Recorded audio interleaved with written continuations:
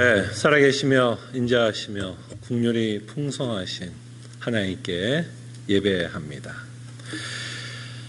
하나님은 영이시니 예배하는 자가 성령과 진리로 예배할지니라. 아멘.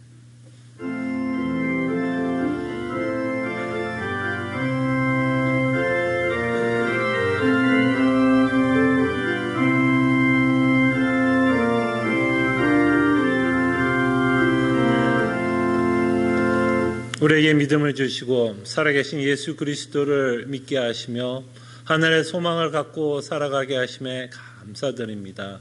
주께서 베풀어 주신 구원을 우리가 기억하며 하나님 앞에 나오기를 원하고 하나님께 예배하기를 원합니다.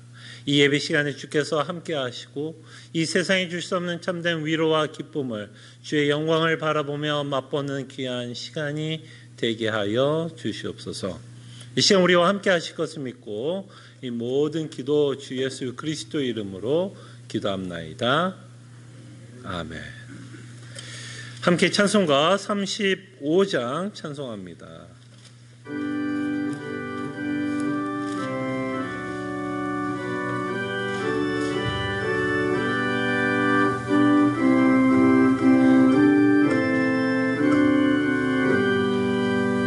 큰 영화로신 주 이곳에 오셔서 이 모인 자들로 주 백성 삼으사 그 중에 항상 계시고 그 중에 항상 계시고 큰 영광 나타내소서. 이 백성 기도와 또 예물 드림이 향내와 같으니 곧 받으옵소서. 주 예수 크신 복음을 주 예수 크신 복음을 만 백성 듣게 하소서. 또 우리 자손들 다 주를 기리고 저 성전돌같이 기나게 하소서. 주 구원하신 능력을 주 구원하신 능력을 늘 끝날까지 주소서. 주 믿는 만민이 참 진리 지키며 옛 성도들 같이 주 찬송하다가 저 천국 보좌 앞에서 저 천국 보좌 앞에서 늘 찬송하게 하소서.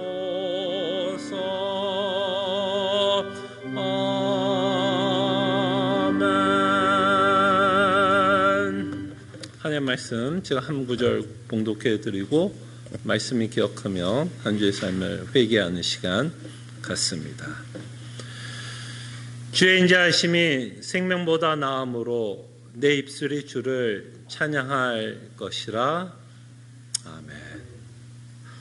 다 함께 말씀을 기억하며 회개하는 시간 갖습니다.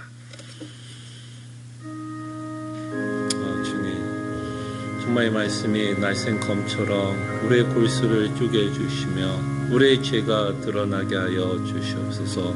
우리가 그토록 잘 숨겨놓은 죄들, 우리가 그토록 합리화하며 넘어가는 죄들이 말씀을 통해 나타나게 하여 주시옵소서. 주의 인자하심의 가치를 저희들로 깨닫게 하여 주시고 하나님이 하시사 나의 생명보다 주의 인자하심을 사모하게 하여 주시고 내가 살아가는 모든 것보다 주의 인자하심을 사모하며 살아가는 주의 백성 찬송하며 살아가게 하여 주시옵소서. 말씀이 날쌘 검처럼 우리의 마음을 찔러 주시사 우리 안에 숨겨진 죄들과 그토록 합리화하며 짓는 죄들이 이 시간 우리가 회개하는 시간을 통해 드러나는 귀한 시간이 되게 하여 주시옵소서. 주의 인자하심의 가치를 깨닫게 하시사 나의 생명보다 주의 인자하심을 사모하게 하여 주시옵소서. 내가 사랑하는 모든 것보다 주의 인자하심을 더욱더 사랑하며 이 땅에 살아가는 은혜를 허락해 주시옵소서. 이 모든 기도 주 예수 그리스도의 이름으로 기도합나이다. 아멘. 함께 일어나셔서 찬송가 314장 함께 찬송합니다.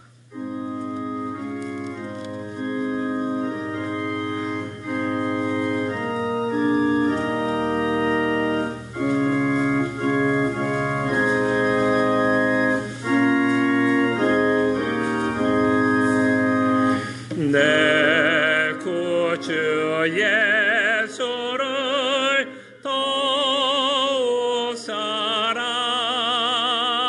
엎드려 비는 말 들으소서.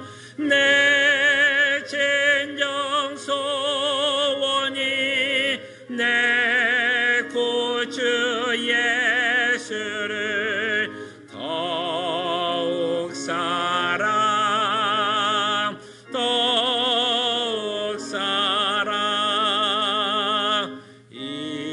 이전엔 세상 나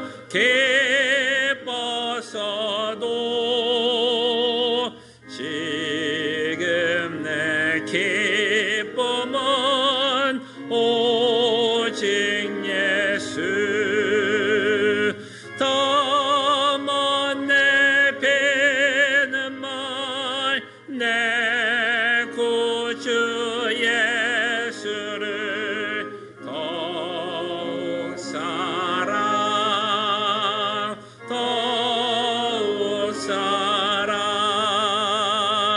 이 세상 떠날 때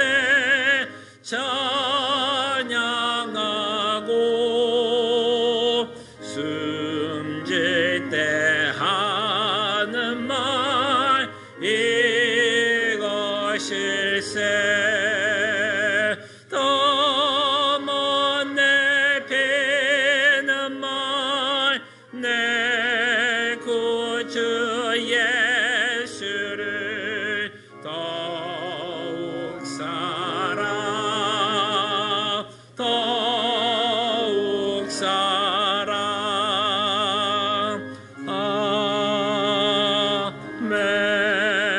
아멘. 함께 시편 67편 교독합니다. 하나님은 우리에게 은혜를 베푸사 복을 주시고 그의 얼굴빛을 우리에게 비추사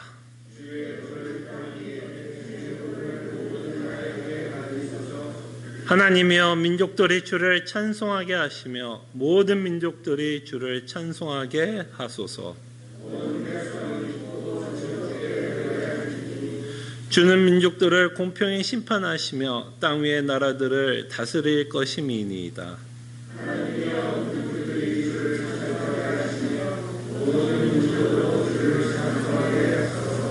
땅에게 소산을 내어 주었으니 하나님 곧 우리 하나님이 우리에게 복을 주시리로다.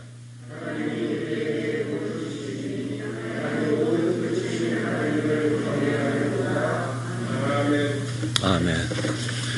우리의 신앙을 함께 고백합니다. 전능하사 천지를 만드신 하나님 아버지를 내가 믿사오며 그 외아들 우리 주 예수 그리스도를 믿사오니 이는 성령으로 잉태하사 동정조 마리에게 나시고 본디오 빌라도에게 고난을 받으사 십자가에 못 박혀 죽으시고 장사한 지 사흘 만에 죽은 자 가운데서 다시 살아나시며 하늘에 오르사 전능하신 하나님 우편에 앉아 계시다가 저로서 산 자와 죽은 자를 심판하러 오시리라. 성령을 믿사오며 거룩한 공예와 성도가 서로 교통하는 것과 죄를 사해 주신 것과 몸이 다시 사는 것과 영원히 사는 것을 믿사옵나이다. 아멘. 자리에 앉으시겠습니다.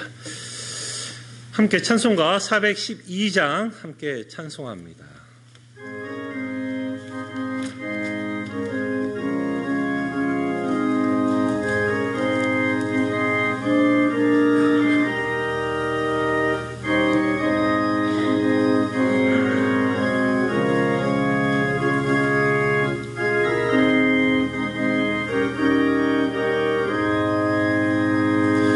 내 영혼의 그 깊은 데서 맑은 가락에 올려나네.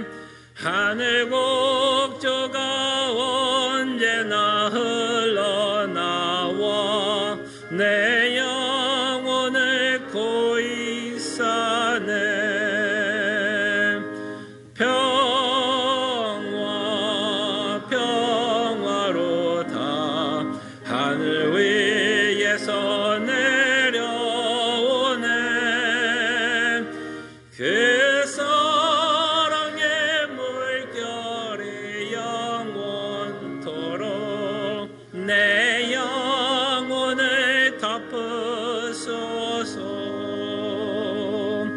내 맘속에서 솟아난 이 평화는 깊이 묻히인 보배로다. 나의 보화를 캐내어 가져갈 자 그 아무도 없으리라.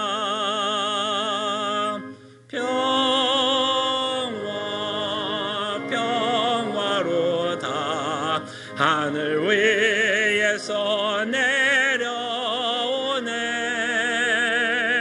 그 사랑의 물결이 영원토록 내 영혼을 덮으소서. 내 영혼의 평화가 넘쳐남은 주의 큰 복을 받음이라. 내가 주야로 주님과 함께 있어 내 영혼이 편히 쉬네.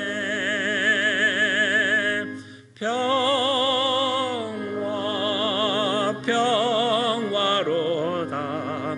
하늘 위에서 내려오네.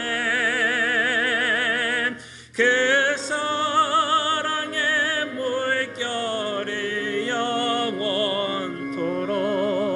내 영혼을 덮으소서.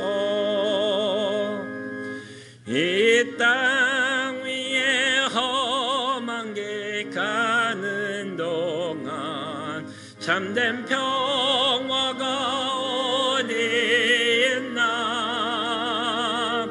우리 모두 다 예수를 친구 삼아 참 평화를 누리겠네.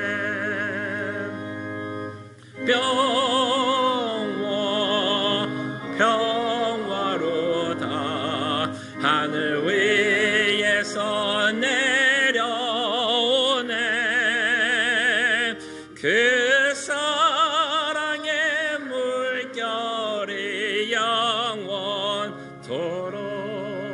내 영혼을 덮으소서.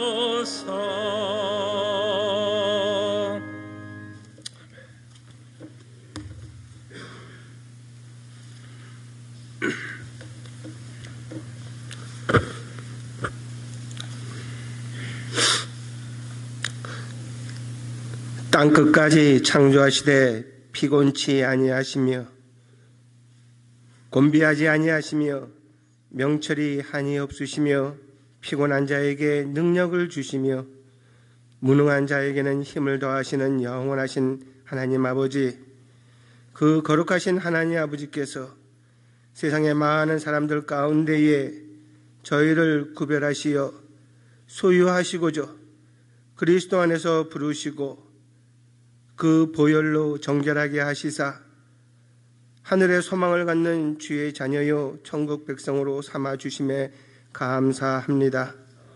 그 큰 은혜와 사랑을 받은 저희들 주님을 생각하며 기쁨과 즐거움으로 나와 찬양과 경배를 드리는 이 예배를 통하여 주님 홀로 영광 받으시옵소서.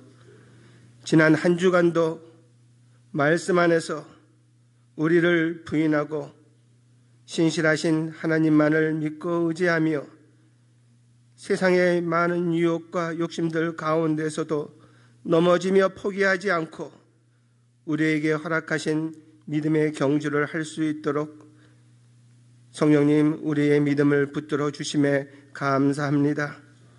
그러나 아직도 우리 안에 허물 많고 또한 부족한 저희들, 내 자신의 내 삶의 주인 되어서 자신의 능력과 힘을 의지하며 우리의 행한 일을 드러내며 세상의 것을 하나님보다 더 사랑했던 마음과 우리의 모습이 없었는지 있다면 돌이켜 회개하며 주의 공유를 구하는 저희들 되게 허락하여 주시옵소서. 다시금 이 시간 주의 말씀이 우리의 심령에 와 닿을 때에 성령님의 역사하심으로 강팍한 심령이 부드러워지며 우리의 생각과 가치관이 변하게 하옵시고 하나님이 진정 기뻐하시는 뜻이 무엇인지 깨달아 알며 무엇을 하든지 먼저 주의 영광을 바라보는 저희들 되게 허락하여 주시옵소서. 비록 우리 모두는 이 세상에 살지만 이 세대를 본받지 말라 하신 주님의 말씀을 기억하며 한 정점과 같은 이 땅의 유익을 위하여 영생의 소망을 가벼이 여기는 미련한 자들 되지 않게 허락하여 주시옵소서. 보지 못하는 가운데 그리스도를 전인격으로 사랑하고 그리스도께서 마음을 온전히 우리의 마음을 기울일 때에 진정한 그리스도인이 되게 허락하여 주시고 이 세상이 줄 수 없는 참 기쁨과 평강이 우리의 심령 안에 차고 넘치게 허락하여 주시옵소서. 주님, 우리가 원하는 대로 더 나아질 것 같지 않은 이 상황과 환경 아래서 우리의 마음이 강팍하여지고 또한 근심하고 걱정하는 가운데에 요동하지 아니하도록 우리의 믿음을 지켜 주시옵소서. 날마다 우리의 신앙을 주의 말씀으로 돌아보고 점검하게 허락하여 주시옵소서. 무엇보다도 먼저 우리 자신에게 복음을 전함으로 우리 자신이 주 앞에 얼마나 큰 죄인이며 받은 은혜가 얼마나 크고 귀한지를 깨달아 알 때에 그 기쁨과 감사함으로 말씀에 순종하며 헌신하는 우리 시애틀 남포 제1장로교회 교인 모두가 되게 허락하여 주시옵소서. 주님, 저희 교회를 포함한 복음을 사랑하는 세상에 흩어져 있는 주의 몸된 교회들을 지켜주시고 특별히 캄보디아, 멕시코 등 오지에서 말씀을 전하는 선교사님들과 조셉 전 목사의 사역을 지켜주시옵소서. 오늘 말씀을 전할 송 목사님과 또한 우리 학생들을 위하여 멀리서 말씀을 준비한 전 목사님에게 성령 충만함과 담대함으로 복음이 증거될 수 있도록 인도하여 주시옵소서. 감사하며 우리 주 예수 그리스도의 이름으로 기도합니다. 아멘.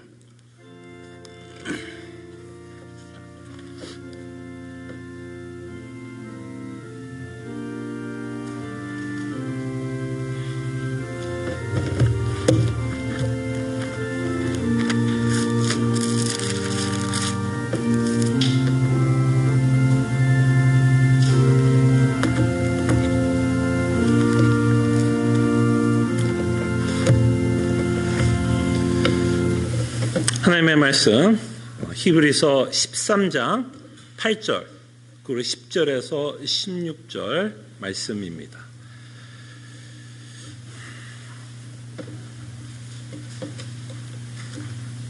(8절과) 10절에서 16절입니다. 하나님의 말씀이 이러합니다. 예수 그리스도는 어제나 오늘이나 영원토록 동일하시니라.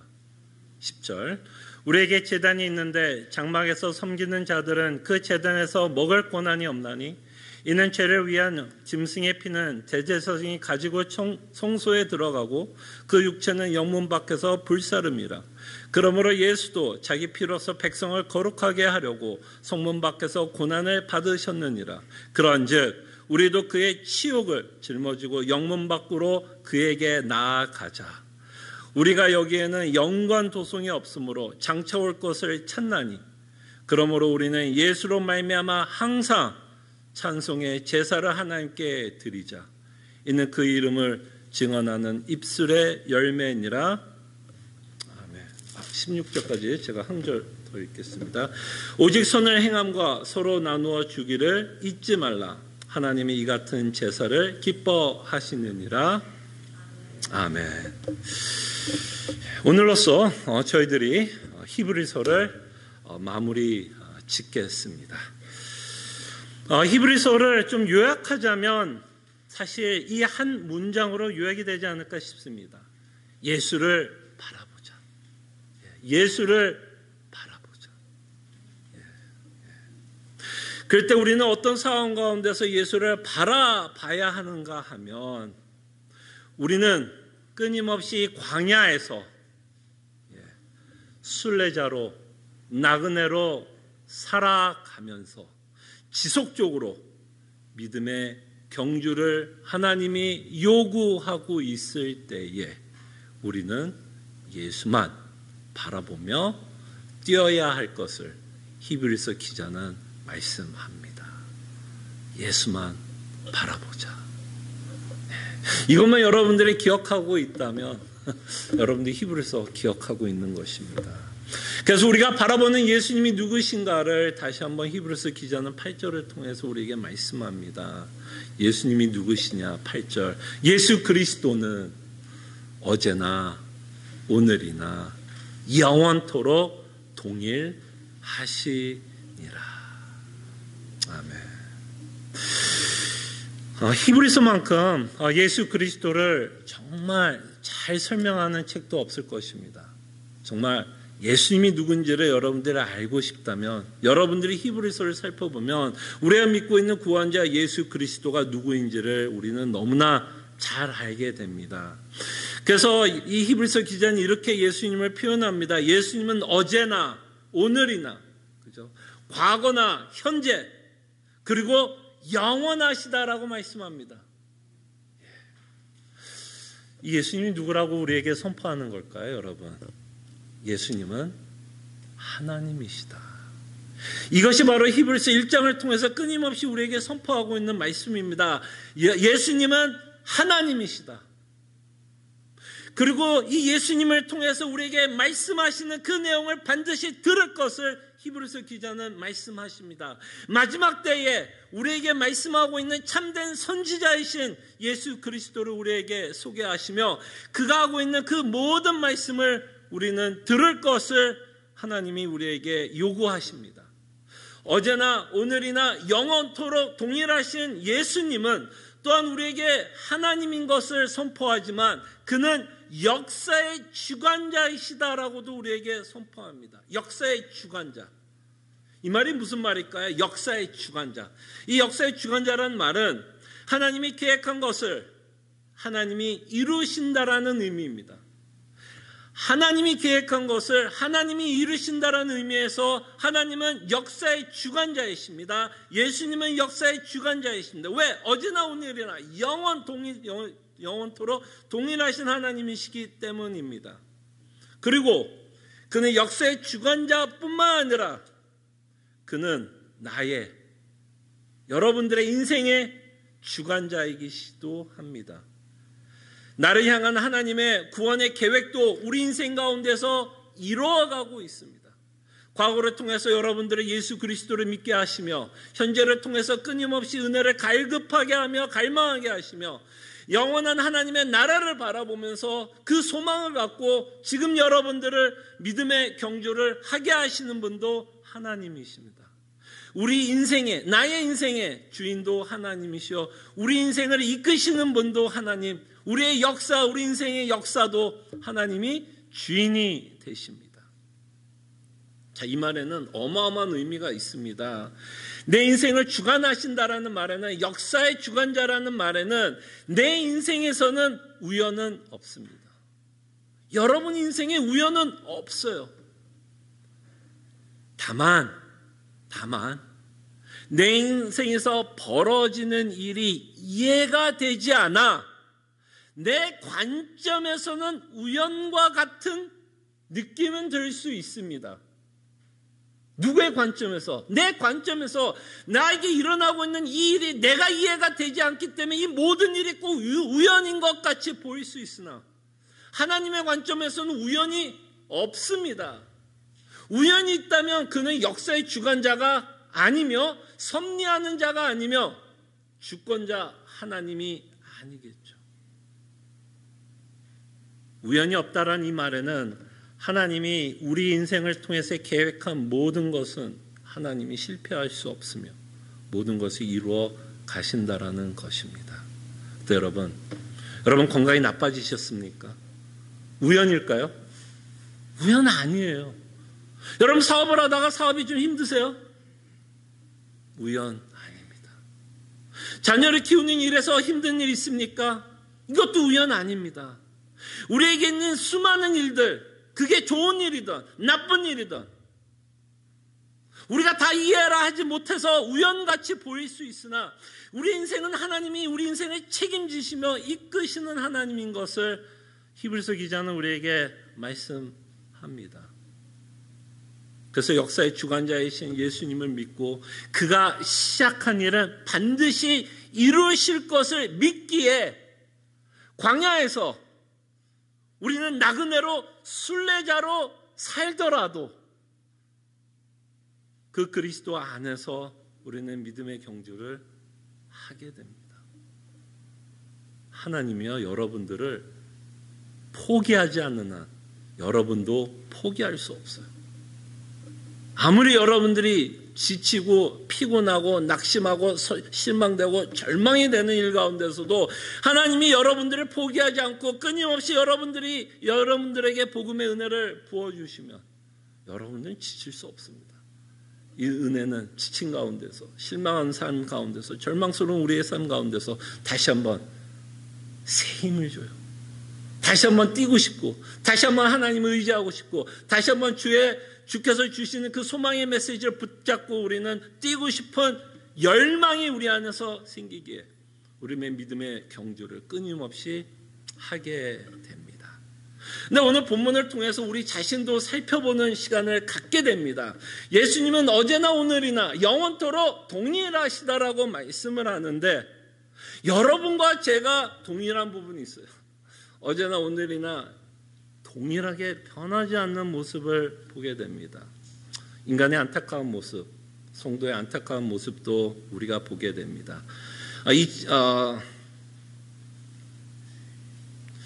자, 그럴 때 어떤 식으로 우리의 모습도 동일한 모습인지를 히브리서 기자가 이렇게 경고합니다. 히브리서 3장 7절에서 8절에 보면 이 히브리서 기자는 시편 95편을 인용하면서 이렇게 말씀하세요. 그러므로 성령이 이르신 바와 같이 오늘, 여기서 말하는 오늘은 언제일까요? 오늘이에요, 오늘.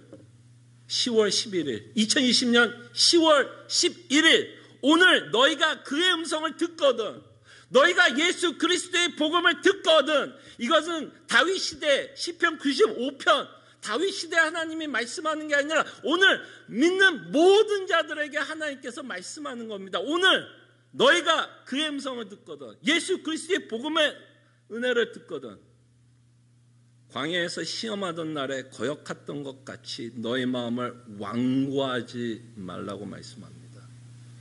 이 말은 뭘까요, 여러분? 광야에 살아가는 우리나 이스라엘과 똑같다라는 거죠. 이스라엘이 광야에 살았던 삶과 우리의 삶이 같다라는 거예요. 이스라엘 민족이 광야에서 하나님께 완고해서 이스라엘 1세대는 가나안에 들어가지 못했잖아요. 2세대가 들어가잖아요. 그들이 완고함. 그럴 때 우리도 뭐 할 수 있다는 거죠, 여러분. 여러분들이 광야에 살다 보면 그 우연과 같은 일들이 여러분들 앞에 있으면 여러분과 저의 마음은 어떻게 질 수 있냐면 완고해질 수 있다는 겁니다. 강팍해질 수 있다란 말이에요. 이것을 인정합시다. 나는 아닐 거야. 그 자가 반드시 쓰러집니다.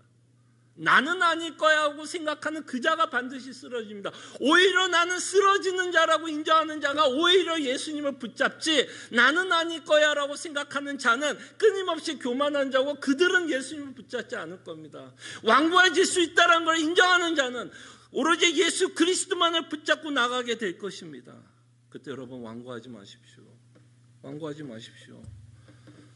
우리의 마음이 차가워질 수 있다는 겁니다. 그럴 때 예수 그리스도의 복음을 우리는 끊임없이 붙잡고 나가야 할 것을 오늘 우리가 살고 있는 2020년 10월 11일 날 여러분에게 하나님이 말씀합니다.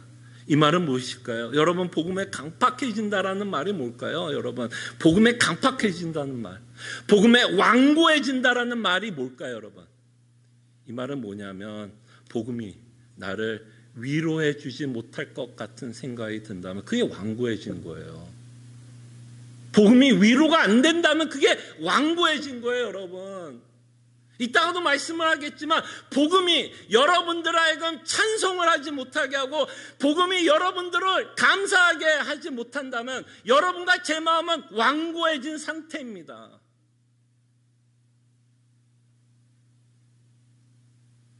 여러분의 삶 가운데서 감사의 제사를 드립니까? 찬송의 제사를 드립니까? 어떤 상황 가운데서도 찬송의 제사가 나오고 있다면 여러분들이 뭐하고 있는 증거냐면 그리스도의 복음을 듣고 있는 증거입니다. 감사가 나옵니까? 찬송이 나옵니까? 어떤 상황 가운데서도 기뻐할 이유가 있으십니까? 그게 복음을 듣고 있는 증거입니다. 복음에 간팍한 자는 또 어떤 모습이냐면 복음 말고 나의 공허한 마음을 다른 것으로 치우려고 하는 것.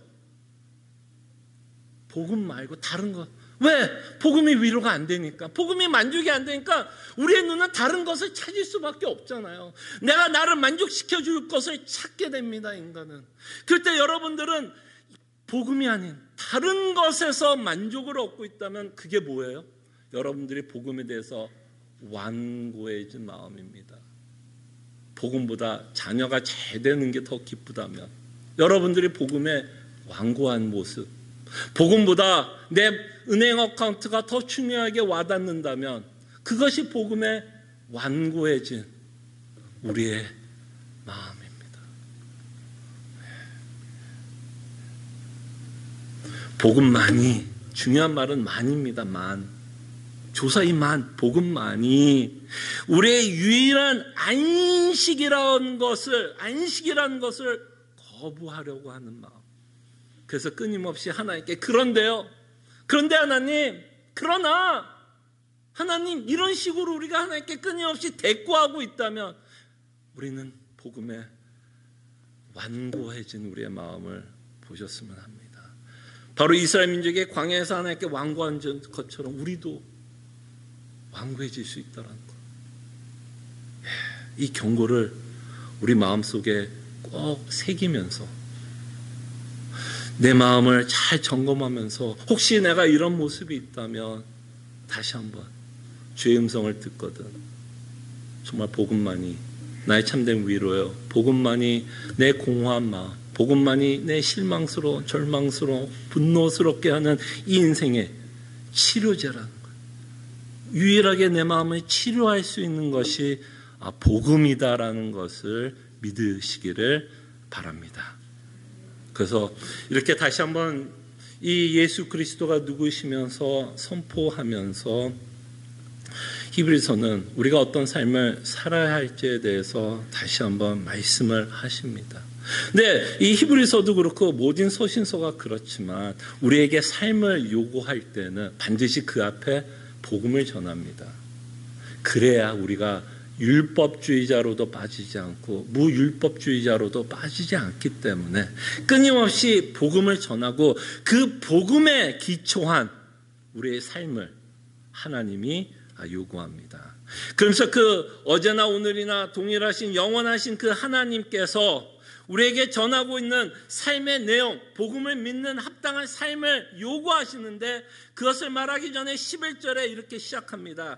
이는 죄를 위한 짐승의 피는 대제사장이 가지고 성소에 들어가고 그 육체는 영문 밖에서 불사름이라. 옛 제사를 가지고 다시 한번 말씀합니다. 옛 제사는 뭐예요? 대제사장이 제사를 드린 다음에 그 제사를 떴던 그 짐승은 어떻게 한다고? 성문 밖에 가서 불사르면서 버리게 된다라고 말씀합니다. 이와 같이 옛 제사로 통해서 이 짐승이 하나님께 제사를 드렸던 것처럼 예수 그리스도 똑같은 모양으로 옛 제사와 똑같이 죽었다라고 히브리서 기자는 말씀합니다. 12절에 보면 그러므로 예수도 자기 피로써 백성을 거룩하게 하려고 성문 밖에서 고난을 받으셨느니라.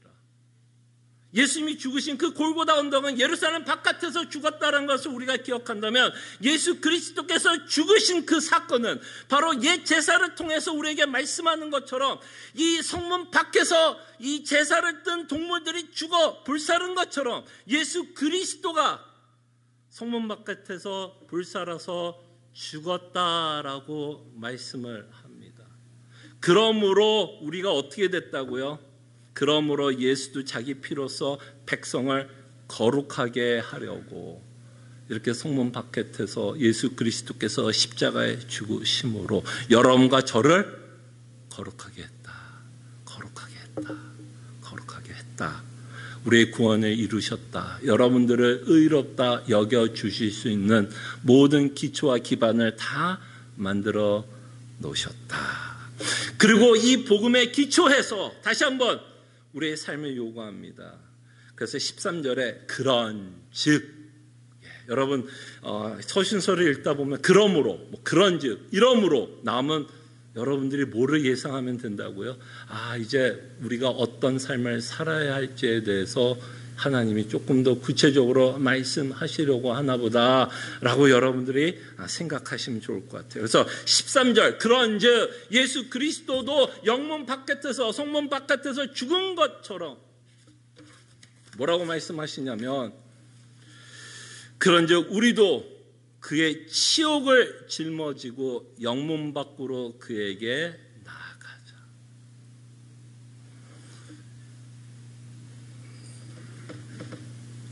히브리서 기자가 왜 이렇게 말씀할까요? 13절에서요. 예수님은 영문 밖에서 치욕을 받은 것처럼. 기억나시죠? 골고다. 예수님이 죽었을 때의 모습. 히브리서 기자는 그가 십자가에서 짊어질 때 부끄러움을 개의치 않았다라고 표현합니다. 그 말은 뭐예요? 부끄러움이 없었다는 얘기인가요?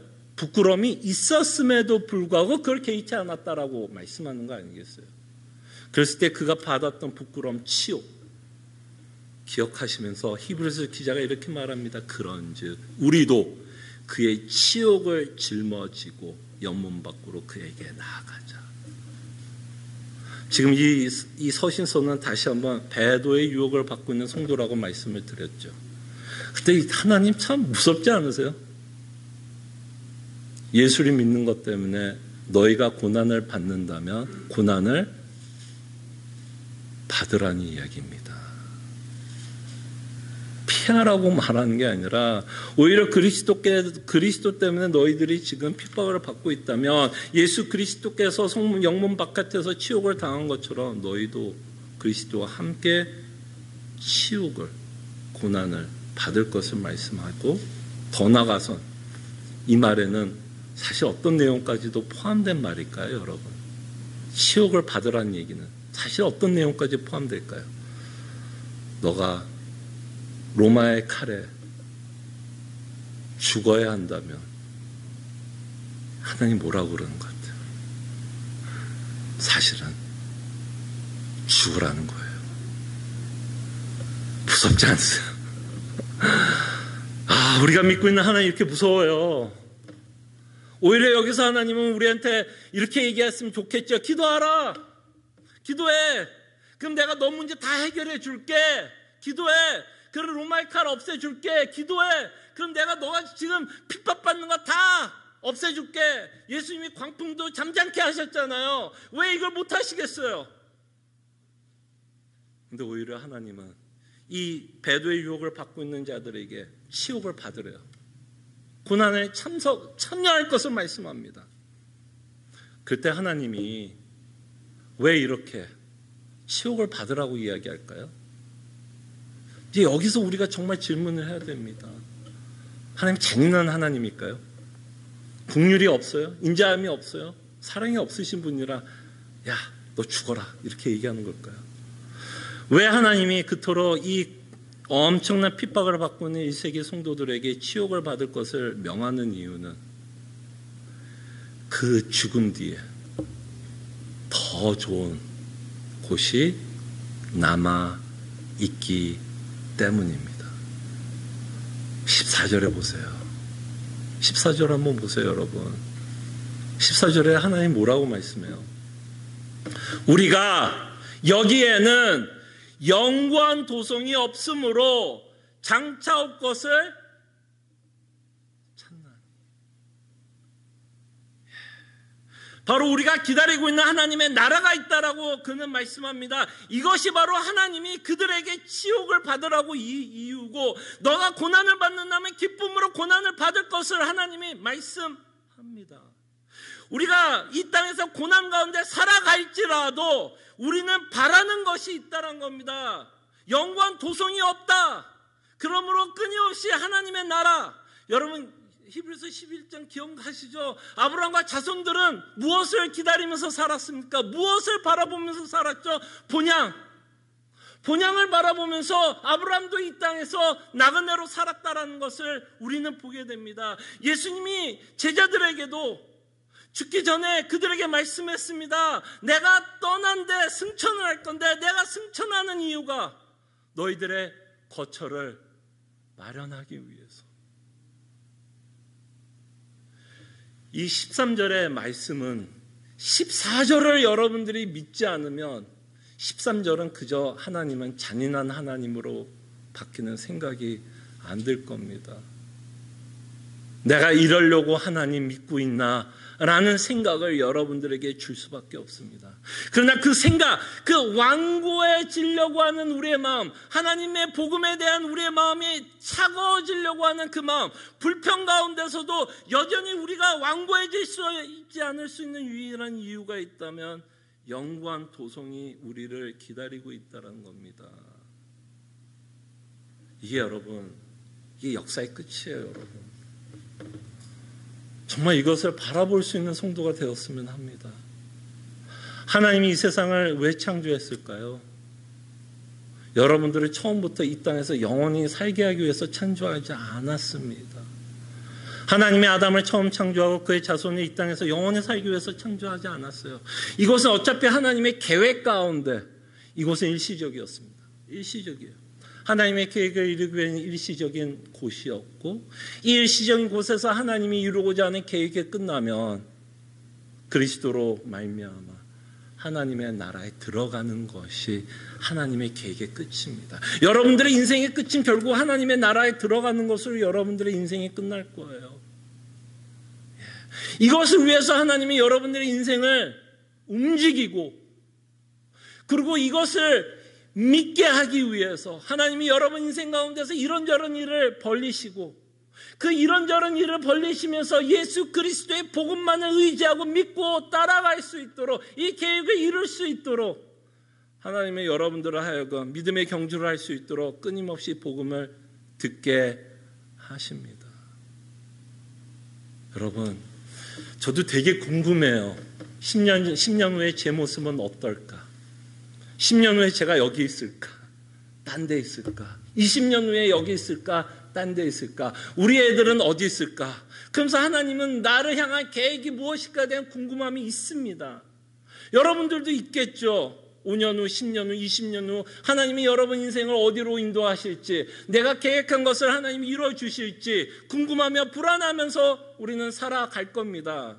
근데 어쩌면 하나님은 우리가 생각하는 것처럼 하나님은 이 땅에서 우리가 무엇을 하는지 어떤 그런 구체적인 내용보다는 하나님의 관심은 어디 있냐? 여러분들은 하나님의 나라를 끌고 가는 것이 하나님의 관심입니다. 그 가운데서 여러분들이 원하는 걸 안 해주겠다는 얘기는 아닙니다.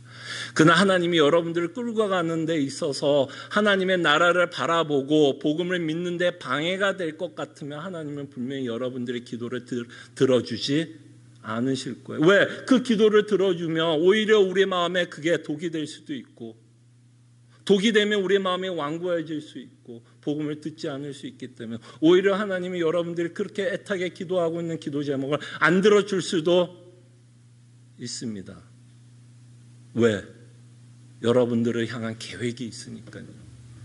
이걸 놓치지 않았으면 좋겠어요. 이거 놓치지 않았으면 좋겠고, 이거를 놓치지 않아야 광야에서 우리는 끝까지 뛸 수 있어요. 왜냐하면 이 광야는 쉬운 곳이 아닙니다. 쉬운 곳 아니잖아요. 여러분 생각해봐요. 미국에 와서 30, 40년 살면서 어떤 분은 책 10권 정도 쓸 수 있대요. 참 별의별 일 다 있지 않으셨어요? 미국에 살면서. 그리고 별의별 일은 아직도 안 끝났어요, 여러분. 그 별의별 일이 지금 끝나면 얼마나 좋아요. 아, 이 정도면 하나님, 그래, 나 고난 끝났겠지. 이제 앞으로 이제 꽃길만 있겠지. 그렇다면 얼마나 좋겠어요. 아니에요. 몰라요, 아직까지. 의학이 발달해서요, 이제 100세까지 산대요. 이게 축복인지 모르겠어요, 저는. 정말 이 계획을 놓치지 마세요. 이 계획을 놓치는 순간 우리는 완고해질 수 있습니다. 이 계획을 놓치는 순간 우리는 강팍해질 수 있어요. 그래서 우리는 끊임없이 하나님이 갖고 있는 계획을 저희들은 믿어야 할 것이고, 이 영원한 하나님의 나라에서 사는 것이 이 땅에서 사는 것보다 몇천억 배가 낫다라는 것을 성경은 끊임없이 우리에게 말씀합니다. 그럴 때 우리는 핍박을 받지는 않아요. 아직은 다행이라고 말할 수 있는지 모르겠습니다. 그러나 우리는 핍박을 받지 않더라도 아까 말씀한 것처럼 고난이 있어요. 핍박만큼 더 힘든지는 모르겠습니다. 저도 핍박을 받지 않아서 그 핍박이 주는 고난이 얼마나 대단한지는 알 수는 없을 것 같지만, 어쨌든 우리가 살아가는 이 땅에서 고난도 만만치는 않죠, 여러분. 꼭 핍박을 받아야 고난의 의미를 압니까? 그건 아니잖아요. 충분히 우리가 이 땅에 살아가면서도 충분히 고난을 맛봅니다. 그럼에도 불구하고 우리가 끊임없이 믿음의 경주를 할 수 있는 이유는 똑같아요. 하나님이 1세기에서 핍박을 받고 있는 자들에게 그 치욕에 참여할 것을 말하는 그 이유나, 고난 가운데 살아가고 있어 우리에게 믿음의 경주를 요구하는 그 하나님의 이유나, 그것이 똑같습니다. 이들도 1세기의 성도들도 하나님의 나라를 바라보면서 뛰었다 하는 것처럼 우리도 고난 가운데 나그네로 순례자로 살아갈 때에 끊임없이 하나님의 나라를 바라보면서 뛸 것을 요구합니다. 하나도 다르지 않았어요. 오늘, 그때도 오늘이고 오늘도 오늘입니다. 여러분과 저는 나그네로 살아갑니다. 여러분들이 아무리 아니라 그래도 여러분과 저희는 나그네로 살아갑니다. 그럴 때 여러분, 우리가 살고 있는 시대는 팬데믹이라고 부릅니다. 저도 팬데믹을 위해서 기도합니다. 저도 팬데믹 오래 안 갔으면 좋겠어요. 우리 가운데 팬데믹 오래 가기 원하는 사람 손 들고 한번 들어보세요. 난 팬데믹 영원히 갔으면 좋겠어. 야, 그래서 나는 힘들게 살래. 이럴 사람이 어디 있습니까? 근데 여러분, 팬데믹이 괴롭고 무섭고 고통스러울 수는 있고, 그 팬데믹 때문에 나의 삶이 엉망진창 될 수 있어요. 그래서 우리는 기도합니다. 이것이 빨리 끝나기를 위해서 기도합니다. 근데 그것도 하나님의 계획 안에 있겠죠. 언제 끝날지는. 사람의 과학이 발달했다고 하지만 아직까지는 문제를 해결하지는 못할 것 같아요. 근데 여러분, 이 팬데믹을 그냥 빨리 해결돼서 내 원래 위치로 가야지, 내 사업도 원래 위치로 가야지, 내 인생도 원래 위치로 가야지 라고만 고민하지 마시고, 이 팬데믹을 통해서 여러분, 정말 우리가 순례자라는 거 맞지 않아요? 맞지 않아요? 성경이 말씀하는 그대로 아닌가요? 얼마나 우리가 나그네로 살아가고 있고 순례자로 살아가고 있다는 건 이 팬데믹이 우리에게 말씀해 줍니다. 이 팬데믹은 정말 우리가 사는 곳이 얼마나 이렇게 표현해서 죄송하지만 쉽게 무너질 수 있는지를 보여주지 않아요, 여러분? 여러분들이 그토록 애썼던 20년, 30년 쌓아놨던 게 몇 달 사이에 그냥 우르르 무너지는 거 보지 않습니까? 그러면 우리는 그냥 하나님 힘듭니다.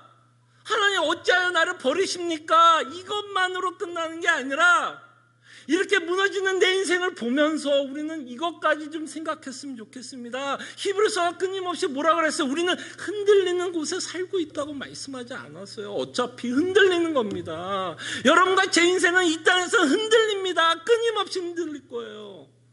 제가 장담합니다. 제가 선지자도 아니고 예언자는 아니지만 제가 예언을 하겠습니다. 팬데믹 끝나도요, 우리 인생은 또 어떤 모양으로 흔들릴 거예요. 팬데믹이 끝나도 여러분과 제 인생에는 개인적인 어떤 상황과 환경 때문에 또 흔들리는 일이 있을 거예요. 이렇게 흔들릴 때에 우리의 문제를 해결할 것을 위해서 하나님께 기도하지만, 이렇게 흔들릴 때에 이 히브리서를 통해서 우리에게 약속하고 있는 계획을 묵상해 보면 어떨까요? 묵상해 보면 어떨까요? 그래, 내 인생이 이렇게 쉽게 흔들리지. 맞아, 성경은 그렇게 이야기하고 있어. 한 번도 성경은 그것에 떠나본 적이 없습니다. 그럴 때 하나님의 나라를 바라보고 그 영원한 안식이 있다라는 것을 우리에게 확인시켜주기 위해서 히브리서 기자는 끊임없이 우리에게 말씀합니다. 고난 가운데 노출되어 위험한 삶을 살아가고 있는 우리에게도 하나님의 나라로 인한 소망이 있다는 것을 성경은 말씀합니다. 여러분, 이 팬데믹을 낭비하지 마십시오.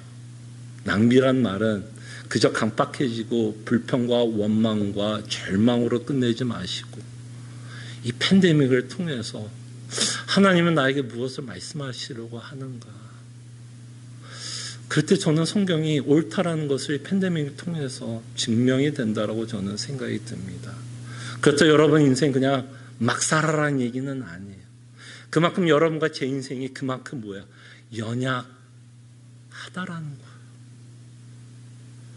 아무리 계획하고 아무리 문제들을 해결하려고 바둥바둥대면서 살아가지만 해결할 수 없는 우리의 연약한 모습이 있다는 걸 인정하고, 오로지 예수님만이 나의 소망이고 나의 힘이시고 나의 능력이라는 것을 믿으면서 이 시간을 살아내시기를 바랍니다. 근데 15절에 보면 아까 말씀한 것처럼 히브리서 기자는 예수님이 치욕을 받은 것처럼 우리 보러 치욕을 받으라고 말씀하잖아요. 계속해서 복음에 합당한 삶을 우리에게 요구하는데, 15절 보세요. 15절을 보면 또 그러므로 또 복음에 합당한 삶을 요구하는 거죠.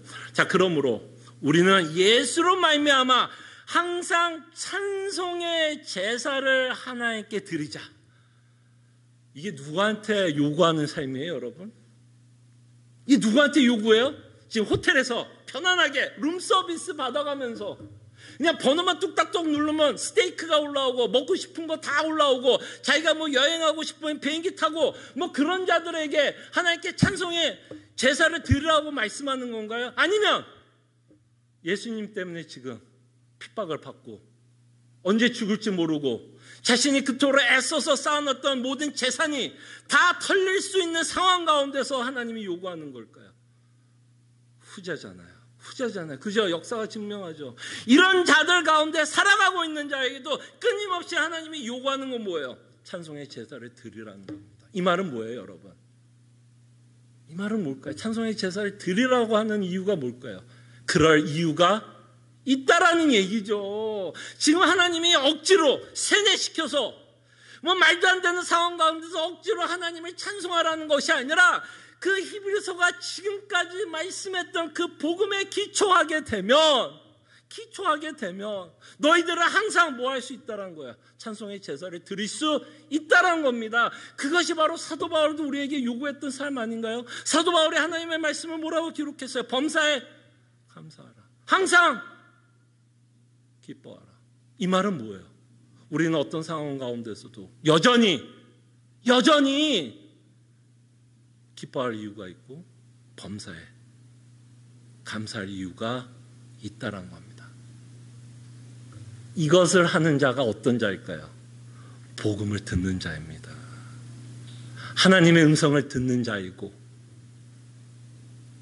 그저 불평과 분노와 원망하고 하나님을 오해하고 있다면 그게 뭐하고 있는 걸까요? 이스라엘 민족과 같이 완고해지고 있는 우리의 마음이라는 것을 보게 됩니다.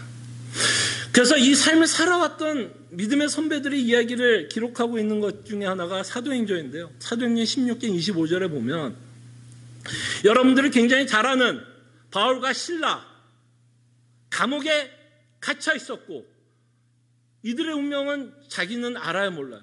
몰라요. 감옥에 갇혀 죽을 수도 있고 풀려날 수도 있고 정말 긴박한 상황 가운데 바울과 실라는 감옥에 갇혔습니다. 예수 그리스도의 복음을 전하는 이유 때문에 감옥에 갇혔어요. 근데 사도행전 16장 25절에 보면 바울과 실라가 했던 행동이 뭐였을 것 같아요? 하나님께 원망, 불평, 이해가 안 되는데 왜 이러십니까? 하나님 제발 내 문제 해결해 주세요. 해결 안 하면 나 복음 안 전할 겁니다. 나 이런 하나님 안 믿어. 이게 아니잖아요. 사도행전 16장 25절 한밤중에 바울과 실라가 기도하고 하나님을 찬송하며 죄수들이 듣더라. 뭘 찬송했을까요, 여러분? 한번 상상해 봅시다. 뭘 찬송했을까요, 여러분? 바울과 실라가 뭘 찬송했을까요? 앞으로 하나님이 이제 나를 풀어주시겠지. 이걸 기대하면서 찬송했을까요, 여러분?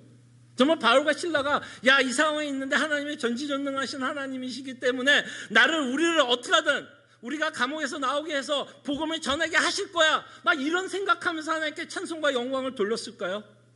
아니면 바울과 실라가 찬송과 영광을 돌렸다면 아마 문제 해결보다는 끊임없이 뭐였을까요? 복음 때문에. 나 같은 죄인 살리심. 그 은혜 때문에. 나 같은 죄인 살리심. 바울 같은 경우 어때요? 교회를 핍박한 하나님과 원수였죠. 그 원수와 같은 나를 살리신 예수 그리스도의 은혜를 생각하고 또 뭐를 또 기억했을까요? 바울과 실라는. 이건 제 상상입니다. 우리 천국 가서 한번 물어는 볼 수 있겠죠. 그때 감옥에 있었는데 찬송했다고 성경에 기록되어 있는데 너희들은 어떻게 찬송하게 됐니? 전 상상해 봅니다. 복음뿐만 아니라 뭐 때문에 찬송했을까요? 하나님의 나라에 대한 소망 아니었을까요? 바울이 그렇게 외쳤던 하나님의 나라에 대한 소망. 그 소망 때문에 끊임없이 하나님을 찬송하고 있지 않았나 저는 한번 상상해 봅니다. 근데 저는 이것이 복음이 우리에게 주는 능력이 아닐까 생각을 해봐요. 그때 이 히브리서 기자는 또 이렇게 말합니다. 찬송의 제사를 언제 드리라고 말씀하나요, 여러분? 15절 다시 한번 보세요. 그러므로 우리는 예수로 말미암아 뭐 하라고요? 너가 하고 싶을 때? 너가 마음이 내킬 때? 하나님이 너가 갖고 있는 모든 계획이 이루어질 때? 기도했던 거 다 응답해 줬을 때? 조건부리 붙어요? 아니요. 뭐라고요? 항상. 사도 바울과 똑같은 이야기를 하고 있는 거죠. 항상. 그래서 그 항상은 오전 9시, 주일날 오전 9시만 여러분 찬송 드리는 거 아닙니다, 여러분. 이 시간에만 여러분 복음 듣고 끝나는 거 아닙니다. 이 시간 우리가 하나님께 찬송하면서 내가 할 일 다 했다라는 거 아닙니다. 항상은 내일도 항상이고 화요일도 항상이고 수요일도 항상이고 목요일도 항상입니다. 고난 가운데서도 항상이고 기쁨 가운데서도 항상입니다. 하나님이 끊임없이 우리에게 요구합니다. 항상 찬송의 제사를 드릴 것을 우리에게 말씀합니다. 그때 여러분 어쨌든 많은 제가 여러분들에게 좀 많이 말씀드렸던 것 중에 하나가 이전의 팬데믹을 통해서 교회 중심적인 신앙생활을 하지 못하는 시기에 저희들이 살고 있습니다.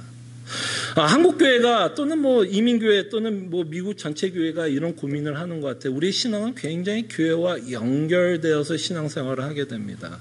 우리의 삶 가운데서 신앙생활 찾기가 참 쉽지 않아요. 우리는 이런 고민을 합니다. 스몰 비즈니스 하면서 이것이 하나님께 영광이 될까? 여러분 이런 고민 해보셨어요? 내가 하는 스몰 비즈니스가 이게 뭐가 하나님께 영광이 될까? 나는 그냥 스몰 비즈니스 하는 거고 돈 버는 거고 이것이 하나님이 일이 될까라는 고민을 하게 됩니다. 그래서 이민교회들, 특별히 이민교회들은 교회에서 하는 일을 우리는 더 하나님의 일이라고 생각을 하고 스몰 비즈니스 또는 가정 안에서 엄마로서 아빠로서 할머니로서 할아버지로서 살아가는 거 이것은 우리가 마치 하나님의 일이 아닌 것 같은 생각을 합니다. 아닙니다. 아니에요.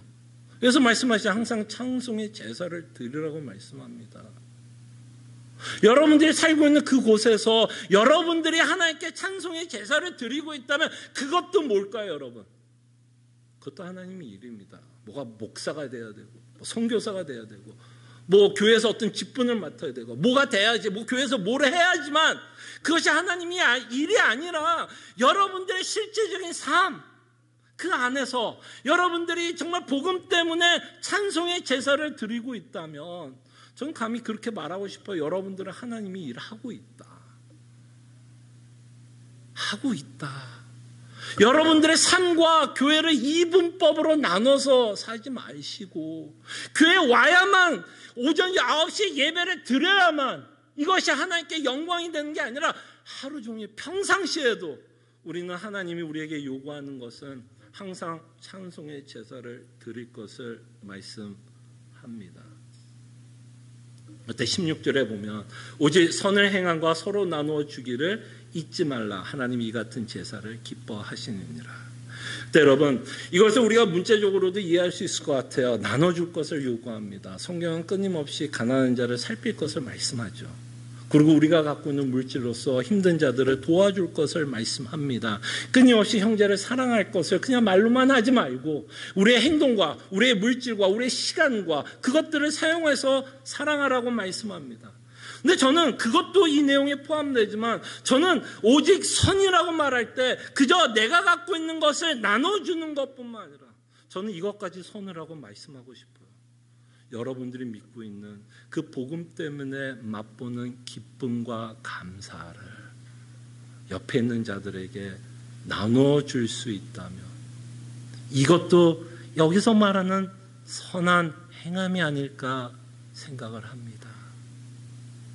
그래서 여러분에게 저는 숙제를 하나 드리고 싶어요.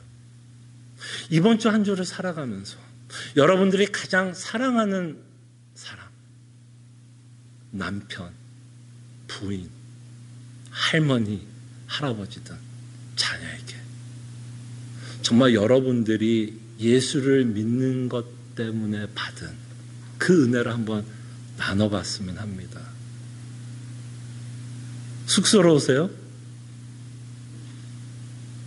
우리는 뭐 싸우는데 익숙하지. 그죠? 그냥 돈 갖고 싸우는 거는 우리가 얼마든지 싸울 수 있을 것 같은데 내 남편에게, 내 부인에게 내가 받은 은혜, 내가 복음 때문에 살아가는 이유, 내가 복음 때문에 있는 소망, 내가 복음 때문에 갖고 있는 감사를 나누는 게 어색하면 안 돼요. 만약에 이것이 어색하다면 우리 좀 훈련합시다. 너무 하나님의 일을 거창하게 생각 안 했으면 좋겠어요. 정말 여러분들 안에 있는 소망을 나눌 수 있다면 그것이 꼭 우리가 어디를 가서 또는 꼭 주일날에 와서 그런 게 아니라 그냥 항상 그래서 제가 이렇게까지 그냥 여러분 숙제를 쉽게 한 명만한테만 해보세요. 한 명만한테만. 아니 제가 요구하는 건 하나님이 내 인생 살아가면서 이런저런 문제 해결했다라는 거를 나누라는 얘기 아닙니다. 정말 그리스도의 복음 때문에 여러분 남편에게 아니 여러분 부인에게라도 한 명이라도 그걸 한번 나눠보세요. 저는 그것이 하나님의 일이라고 저는 생각합니다. 하나님이 예수 그리스도로 인해서 이루어진 그 복음을 기뻐하고 감사하면서 살 수 있다면 이게 어쩌면 하나님이 요구하는 우리의 삶이 아닐까요? 기도합니다. 오늘 말씀을 저희들이 기억했으면 합니다. 끊임없이 히브리서 기자는 예수 그리스도만을 바라보면서 뛸 것을 말씀합니다. 그리고 이스라엘 민족이 광야에서 완고했던 것처럼 우리도 완고해질 수 있기 때문에 끊임없이 우리의 상태를, 우리의 믿음의 상태를 말씀으로 점검하기를 원하고, 정말 우리가 믿음의 경주를 하는 이유는 이 땅에서 믿음 생활 잘하기 위해서 믿음 생활 경주하는 것이 아니라 정말 하나님의 나라가 있기 때문에 믿음의 경주를 합니다. 그리고 오늘 이번 주 한 주는 정말 내가 가장 아끼는 사람에게 정말 내가 믿고 있는 복음 때문에 감사하다라는 말을 전할 수 있는 한 주가 될 수 있도록 저희가 함께 기도했으면 합니다. 기도하죠.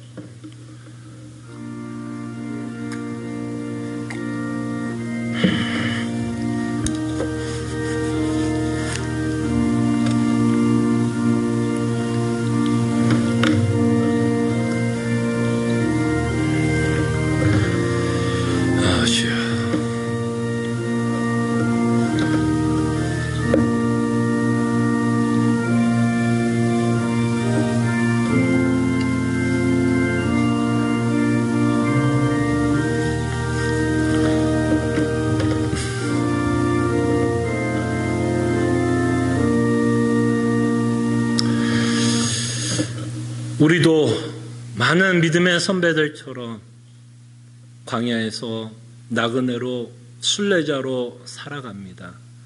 주님, 우리의 정체성을 잊지 않도록 주님 도와주시옵소서.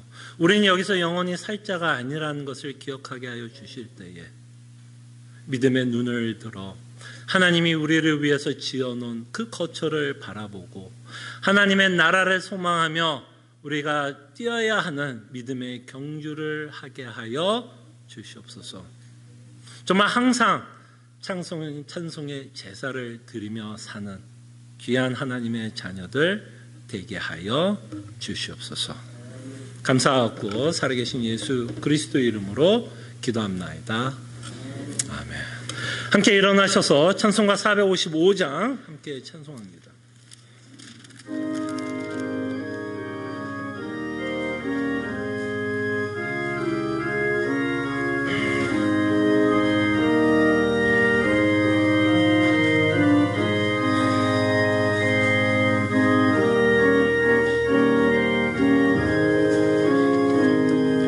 주님의 마음을 본받는 자, 그 마음의 평강이 찾아오면 험악한 세상을 이기리니 하늘로부터 임함이로다. 주님의 마음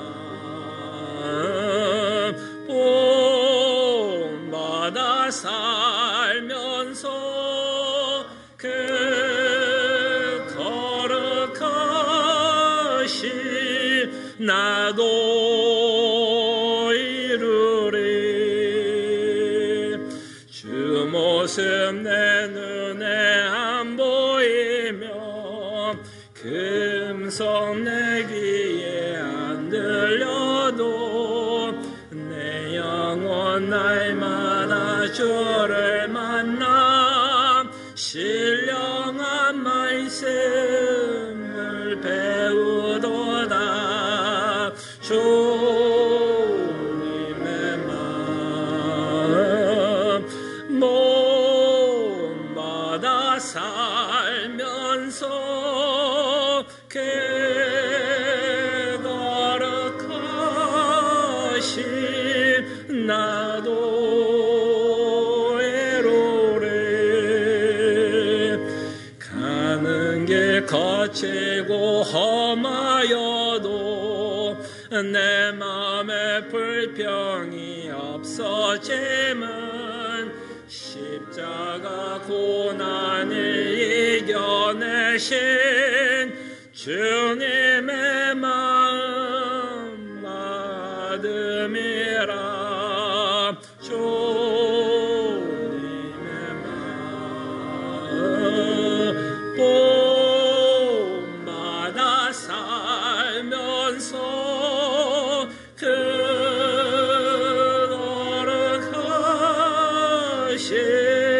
나도 외로래.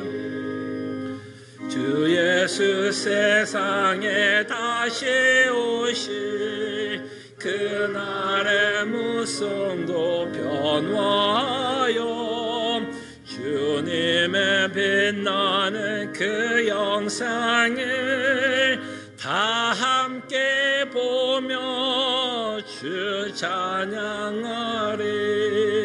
주님의 마음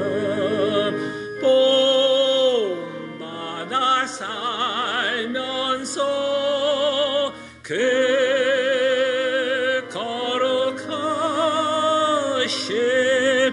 나도 애로래. 아멘. 하나님의 백성들이여, 하나님이 주시는 위로의 말씀, 축복의 말씀 믿으시기를 바랍니다. 능히 너희를 보호하사 거침이 없게 하시고 너희로 그 영광 앞에 흠이 없이 기쁨으로 서게 하시리.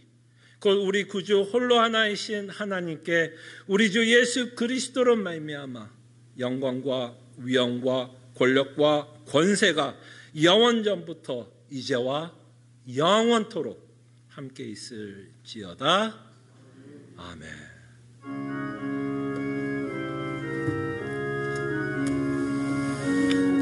주님 함께